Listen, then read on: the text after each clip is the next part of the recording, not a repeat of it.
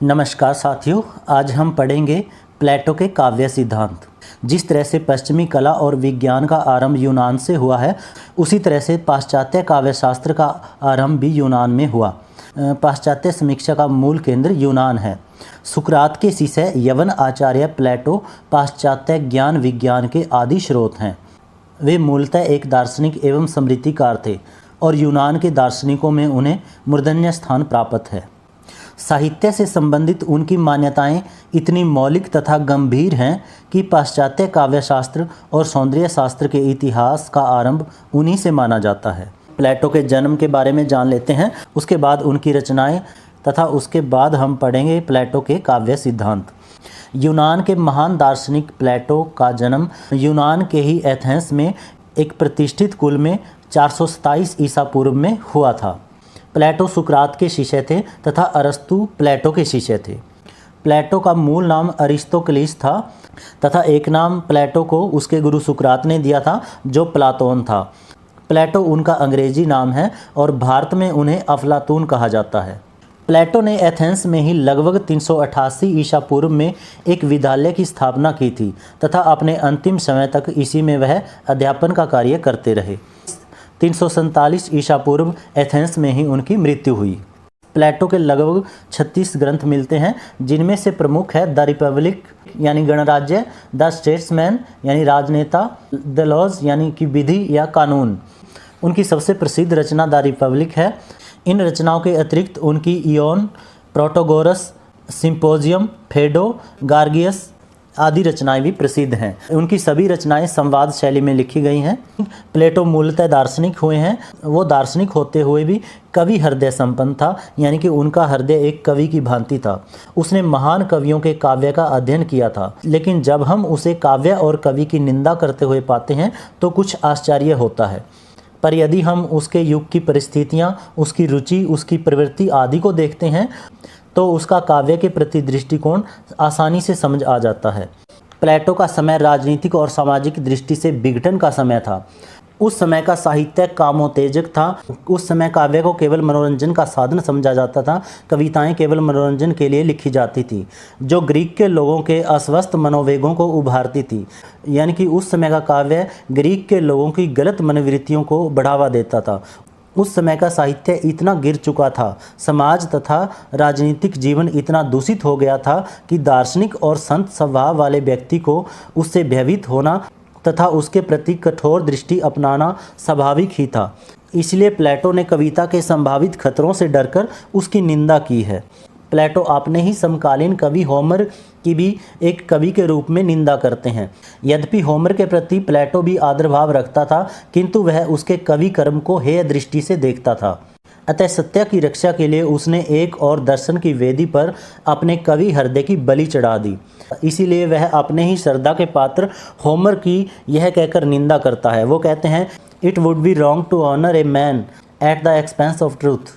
वो कहता है कि सत्य की कीमत पर किसी व्यक्ति का सम्मान करना गलत होगा। इसीलिए वह कविता के संभावित खतरों से डरकर उसकी निंदा करता हुआ कहता है, we are very conscious of her charms but we may not on the account weigh the truth.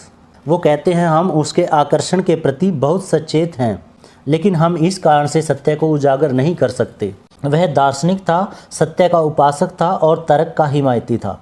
प्लेटो ने 2 काव्य सिद्धांत दिए हैं। पहला है काव्य की उत्पत्ति का सिद्धांत और दूसरा है अनुकरण का सिद्धांत। पहले हम देखते हैं काव्य की उत्पत्ति का सिद्धांत। प्लेटो दैवी प्रेरणा में विश्वास रखते हैं। प्लेटो के अनुसार काव्य सृजन एक प्रकार से ईश्वरीय उन्माद का परिणाम है, यानी कि काव्य सृजन जो होता है वो ईश्वर के अत्यधिक प्रेम का ही परिणाम है। वो कहते हैं, कवि तो केवल माध्यम है, कवि के माध्यम से ईश्वर स्वयं हमसे बातचीत करता है। प्लेटो ईश्वरीय प्रेरणा को सृष्टि का अनिवार्य साधन मानते हैं।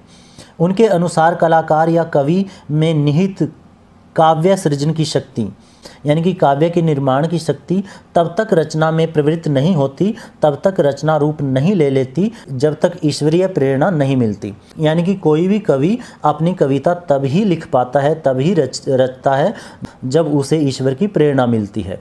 वो कहते हैं, कवि रचनाकार के नियमों का नहीं बल्कि ईश्वरीय प्रेरणा का अनुवर्तन करता है, यानी कि वह ईश्वरीय प्रेरणा का अनुकरण करता है।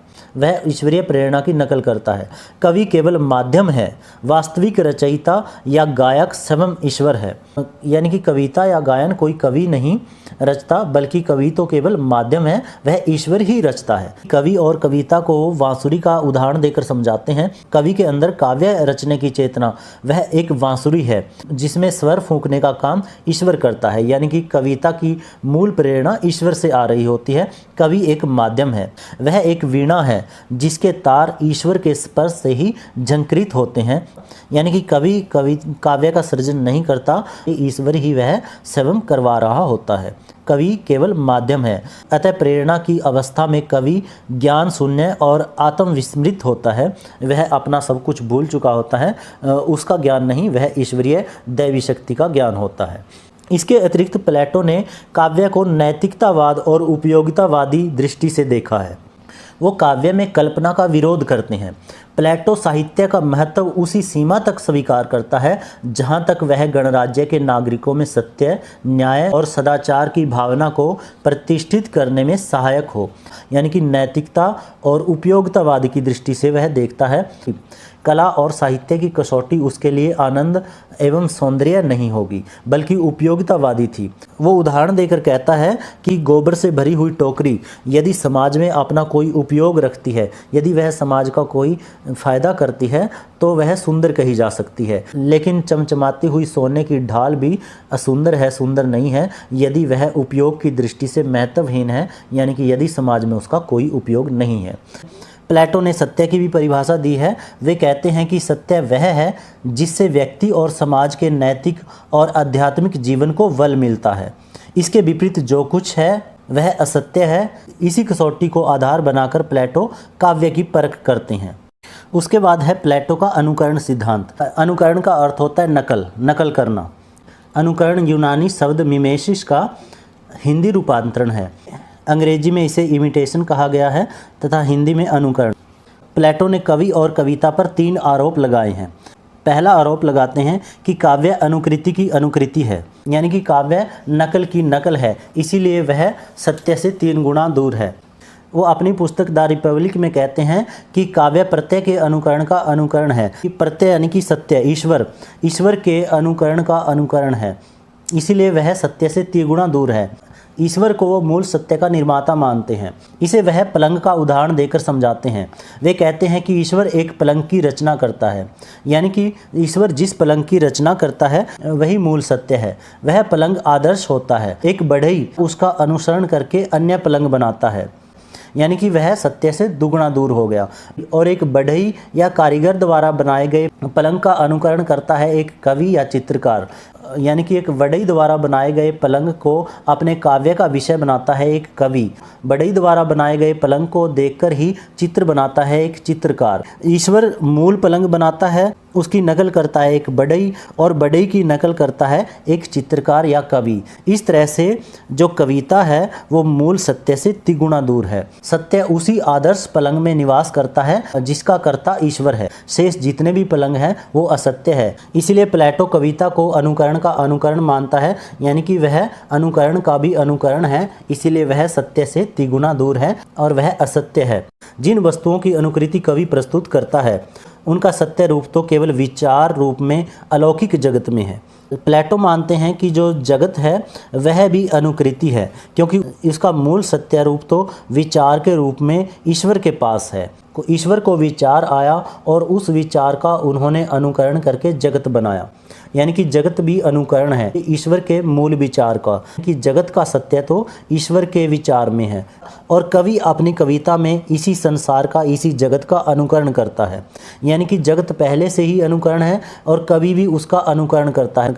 यानी कि कवि अपनी कविता में अनुकरण का अनुकरण करता है, इसीलिए वह सत्य से 3 गुना दूर है और इसीलिए वह प्रशंसनीय नहीं है बल्कि वह दंडनीय है।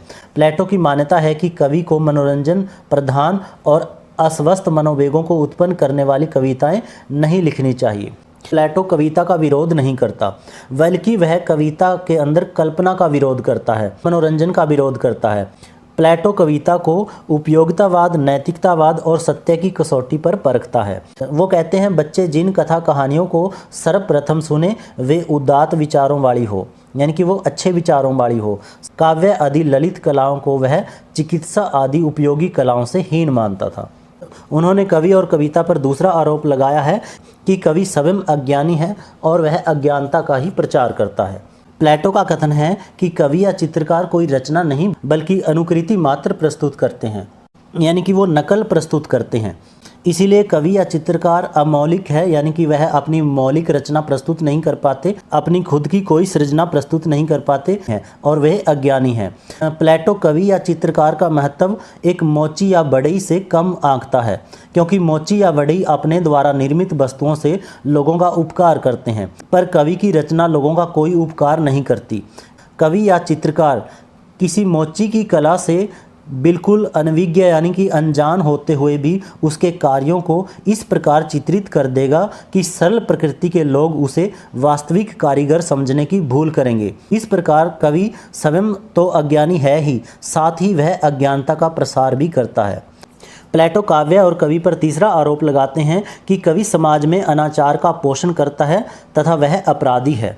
प्लेटो के विचार में कवि अनुपयोगी और महत्वहीन तो है ही, साथ ही वह समाज में दुर्बलता एवं अनाचार के पोषण का भी अपराध करता है। वे कहते हैं किसी भी समाज में सत्य, न्याय और सदाचार की प्रतिष्ठा तभी संभव है जब उस राज्य के सभी निवासी अपनी वासनाओं एवं भावनाओं पर नियंत्रण रखते हुए विवेक एवं नीति के अनुसार आचरण करें। लेकिन इसके विपरीत कवि अपनी रचना से भावनाओं एवं वासनाओं को उद्वेलित करता है, यानी कि और भी भड़का देता है, जिससे विवेक का अंकुश ढीला हो जाता है और व्यक्ति कुमार्ग की ओर अग्रसर हो जाता है। यह ठीक है कि कविता से हमें आनंद मिलता है, पर ऐसे आनंद से क्या लाभ जो हमें दुराचार और कुमार्ग की ओर प्रेरित करे। इसलिए यदि हम राज्य में सुव्यवस्था बनाए रखना चाहते हैं तो हमें कवियों को राज्य से निकाल देना चाहिए। ऐसा कवि और कविता के बारे में प्लेटो कहते हैं। प्लेटो के मत की समीक्षा देख लेते हैं। प्लेटो ने अपनी आदर्शवादिता के कारण कविता का पूर्ण बहिष्कार किया, किंतु यह भी उल्लेखनीय है कि उसकी दृष्टि एकांकी है और उसने कविता को केवल उपयोगितावादी दृष्टिकोण से ही देखा है, क्योंकि प्लेटो मूल रूप से एक दार्शनिक एवं राजनीतिज्ञ था। उसका लक्ष्य था आदर्श गणराज्य की प्रतिष्ठा करना, और ऐसी स्थिति में कविता का अपमान यदि उसके द्वारा हुआ है तो इसमें कोई आश्चर्य नहीं है। प्लेटो का कविता के प्रति चिंतन अच्छा नहीं था, क्योंकि प्लेटो काव्य में केवल उपयोगितावाद को महत्व देता है। केवल उपयोगितावाद को महत्व देना तो एक पशु धर्म है और मानव कोई पशु नहीं है। इसीलिए वह उपयोगितावाद के अतिरिक्त सौंदर्यबोध और आनंद को महत्व देता है, क्योंकि इससे उसे मानसिक तृप्ति प्राप्त होती है। ललित कलाओं का स्थान निश्चय ही उपयोगी कलाओं से ऊंचा है, ऐसा उनके ही शिष्य अरस्तु ने भी सिद्ध किया है। मुख्य रूप से जो प्लेटो के तथ्य हैं उनको देख लेते हैं। उनके विचारों का सार इस तरह से है। वो कहते हैं कविता जगत की अनुकृति है, जगत स्वयं अनुकृति है और कवि अनुकृति की अनुकृति करता है, इसलिए वह सत्य से तिगुना दूर है। कविता भावों का उद्वेलन कर व्यक्ति को कुमार्गगामी बनाती है, यानी कि कुमार्ग पर ले जाती है, ऐसा वो मानते हैं। कविता अनुपयोगी है, कवि का महत्व एक मोची से कम है। वे काव्य की कसौटी सदाचार और उपयोगितावाद मानते हैं। वे कहते हैं कविता जगत की अनुकृति है, जगत स्वयं अनुकृति है और कवि उस अनुकृति की अनुकृति करता है, इसलिए वह सत्य से तिगुना दूर है। मूल सत्य एक है, अखंड है और ईश्वर उस सत्य का कर्ता है। यह वस्तु जगत यानी कि जगत है जो संसार है, उस परम सत्य का अंश नहीं है बल्कि उसका अनुकरण है। कलाकार अनुकरण का अनुकरण करता है, इसलिए वह सत्य से तिगुना दूर है। प्लेटो ने काव्य के 3 प्रयोजन माने हैं, एक सत्य का उद्घाटन करना, मानव कल्याण और राष्ट्रोत्थान। कविता को अनुकरण मानते हुए वे कहते हैं कि कलाकार वास्तविक जीवन के पदार्थों को उत्पन्न नहीं करते, वे केवल उसकी छायाओं बिंबों का ही निर्माण करते हैं। काव्य अनुकरण का अनुकरण होने से सत्य से तिगुना दूर है। वे कहते हैं सभी कलाकारों की भांति त्रासदीकार भी अनुकरता है। त्रासदी होता है दुखांत नाटक जिसमें दुखों का चित्रण किया गया हो, ट्रेजेडी जिसे कहते हैं, यानी कि त्रासदी को लिखने वाला भी अनुकरता है, वह भी कवि की तरह है। कुछ लोगों ने प्लेटो पर आरोप लगाया है कि वे काव्य को उपदेश या शिक्षा का माध्यम मात्र समझते हैं, परंतु यह सही नहीं है। उनकी दृष्टि में काव्य का पहला प्रमुख कार्य प्रभावित करना है, उपदेश देना नहीं है। प्लेटो कला जीवन के लिए और कला के लिए इन दोनों सिद्धांतों के बारे में तटस्थ होकर सोचते हैं। प्लेटो का विचार इतना था कि मानव के चरित्र में जो श्रेष्ठ है, जो महान है और जो उदात्त है यानी कि बढ़िया है, वही काव्य का विषय होना चाहिए। काव्य सत्य, सार्वभौम और सर्वकालिक होना चाहिए। शैली और भाषा के बारे में भी उनके विचार मौलिक हैं। वे स्पष्ट कहते हैं कि शैली कवि के चरित्र का प्रतिबिंब है। तो ऐसा प्रतीत होता है कि प्लेटो कविता के प्रति असहिष्णु था। वास्तव में वह दार्शनिक और राजनीति के अधिक था, अतः कविता के प्रति न्याय नहीं कर सका। और यही कारण है कि उसी की मान्यताओं का खंडन उसी के विद्वान शिष्य अरस्तु द्वारा किया गया है और अरस्तु के द्वारा काव्य कला को सर्वोत्तम स्थान प्रदान किया गया है। चाहे कुछ भी हो, फिर भी हमें यह नहीं भूलना चाहिए कि प्लेटो पाश्चात्य काव्यशास्त्र के प्रथम एवं उल्लेखनीय आचार्य हैं। उनका केवल ऐतिहासिक ही नहीं, काव्यशास्त्रीय महत्व भी है। प्लेटो ने अपने प्रवृत्ति काव्यशास्त्रियों को काफ़ी उपयोगी सामग्री प्रदान की है। तो साथियों, आज का हमारा विषय पूरा हो जाता है। वीडियो आपको कैसे लगी कमेंट में ज़रूर लिखना। चैनल को सब्सक्राइब और वीडियो को शेयर करें। इसी तरह चैनल से जुड़े रहिएगा। मिलते हैं अगली वीडियो में। धन्यवाद।